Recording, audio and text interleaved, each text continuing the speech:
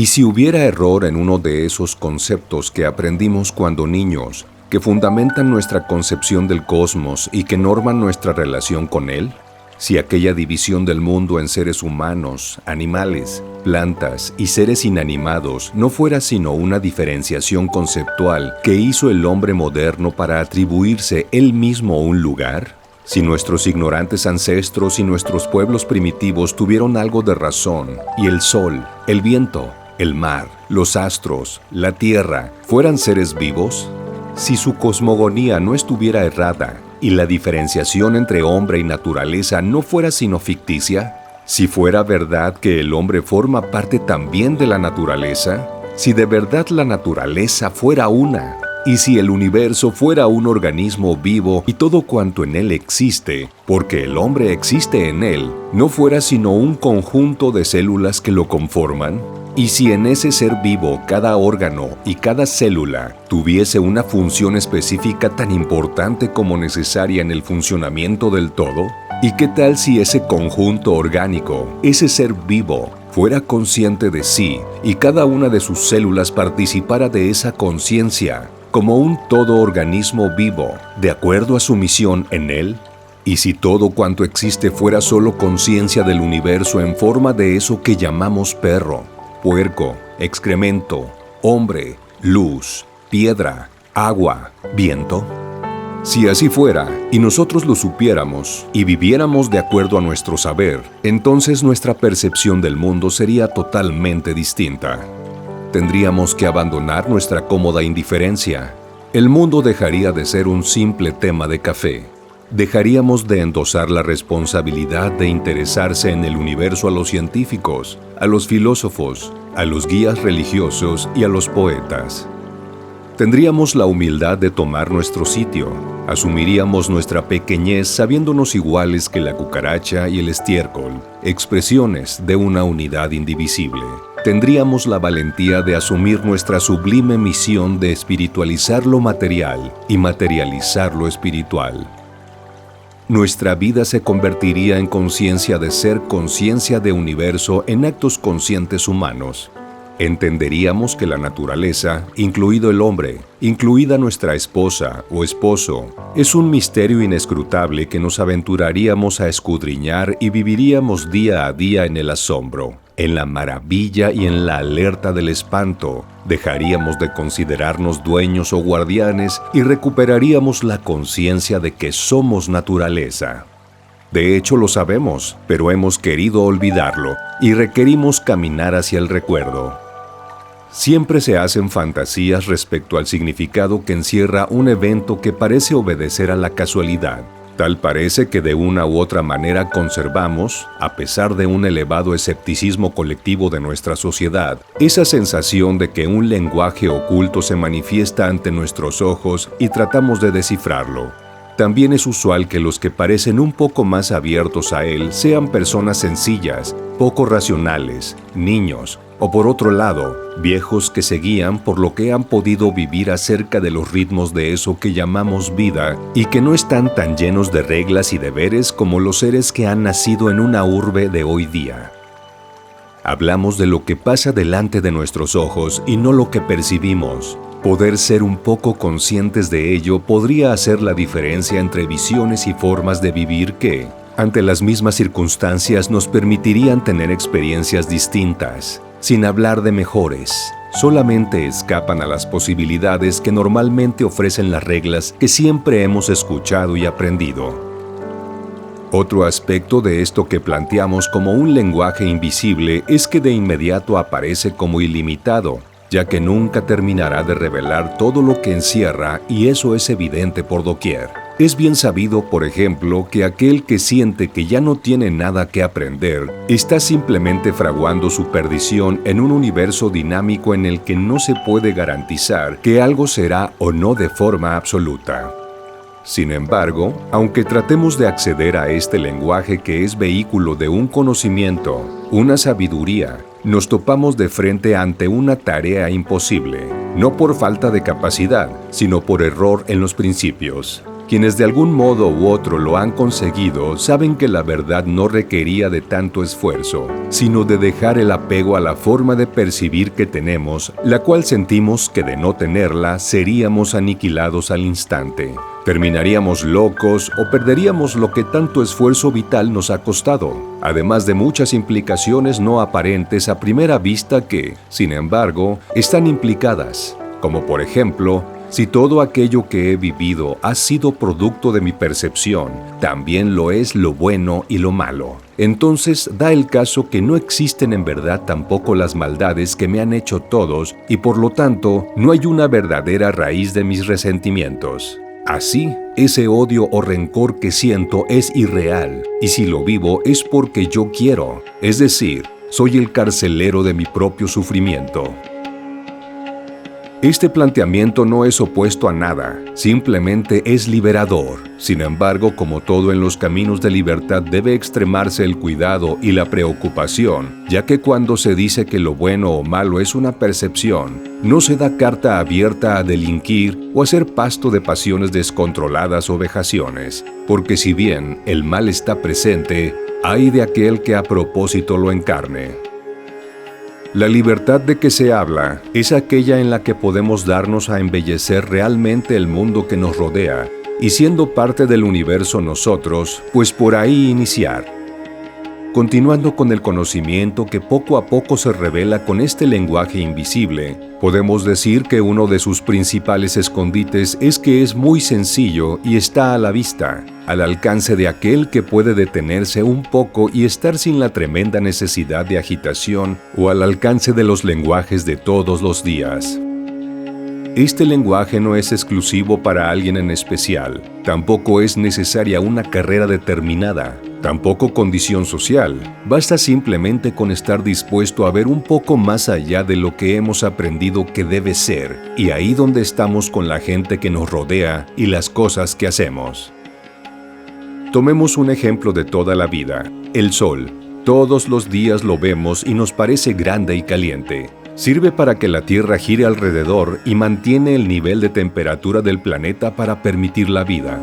Existe un sinnúmero de estudios acerca de las radiaciones que emite y su comportamiento, sus ciclos, lo que le resta por quemar y los tipos de reacciones nucleares que ocurren en su interior.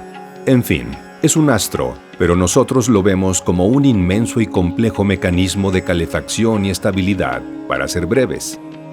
Sin embargo, no nos pasa por la cabeza otro tipo de concepciones acerca del Sol, como que está vivo y menos que tiene una voluntad y un deseo de ser.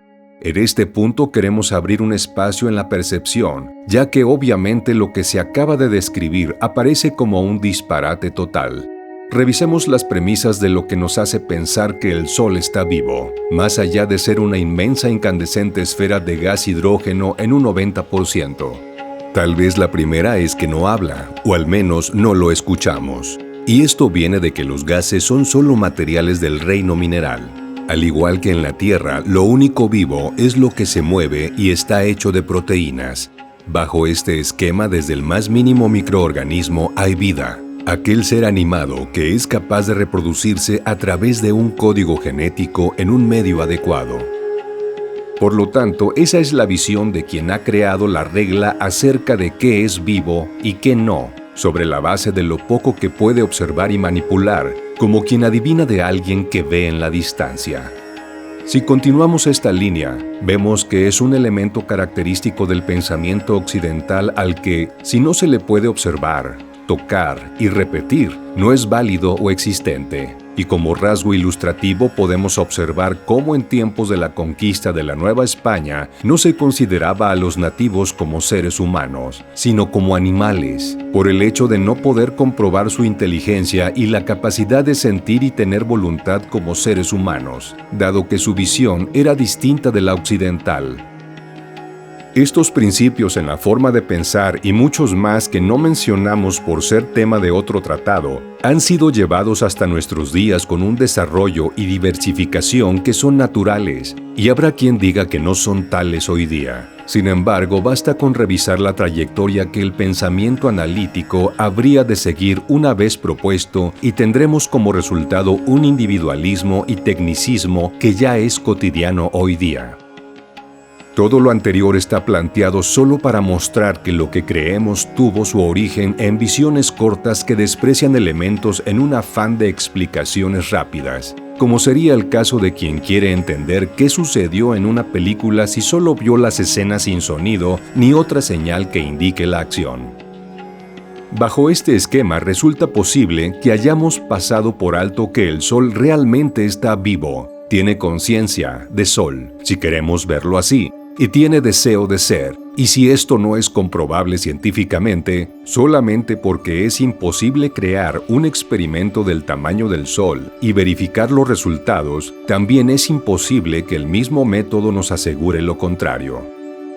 En este punto nos detendremos para traer a nuestra vida lo propuesto. El cientificismo en el que vivimos es insostenible por sí solo, y ya sabemos que existen cada vez más evidencias de lo que no se puede abordar de ese modo, dejando de lado lo fantasmagórico y fenomenológico. Nosotros mismos no sabemos realmente quiénes somos y hasta dónde podemos llegar. ¿Qué cosas pasamos por alto como imposibles o qué creemos que es definitivo sin vuelta de hoja? ¿Qué tal si volteamos y vemos que así como el ejemplo del Sol, tenemos una concepción de nuestra compañera o compañero y de esos pequeños que llamamos hijos, para los que ya tenemos un esquema de qué son y qué deben hacer con relación a su condición y nuestra posición? Hemos mencionado que tenemos un error de principios que nos impiden el acceso al lenguaje fugaz de lo que se expresa a nuestros ojos y no somos conscientes. Y son el ver a las cosas y los seres como mecanismos útiles para alguna función. También que nuestra percepción nace de una explicación racional, que elige ignorar los elementos que no puede comprender o que no pueden ser sujetos a un análisis tal como lo conocemos. En resumen, nuestra forma de vida consiste en la extirpación de lo que no alcanzamos a entender para reducirla a formas más primitivas y aparentemente manejables. Pero basta ver la desarmonía que caracteriza cada vez más nuestro mundo y nuestro interior para ver que es una falacia, y si esto lo hacemos en todo momento, extraño sería que no nos extrajéramos de la misma vida. Y ahí nace la inadaptación, el sentimiento devastador de aislamiento, que no es lo mismo que la soledad y las consecuentes carencias y hambres de pertenecer a algo que, aunque aparentemente logramos con la vida social, siempre deja un vacío. Estos principios cerrados no nos dejan comprender que ya pertenecemos al mundo y en verdad somos el mundo, al igual que podemos decir que una célula de nuestro cuerpo nos pertenece y en verdad podemos decir que ella es nosotros.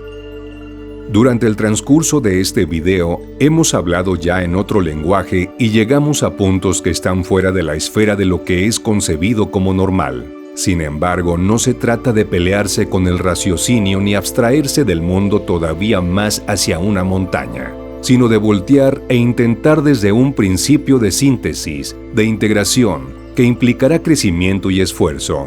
Porque como estamos entrenados para ver solo lo que aprendimos o nos fue enseñado, se torna matemáticamente imposible incluir nada que no haya sido incluido ya o que no obedezca a los principios de exclusión-beneficio.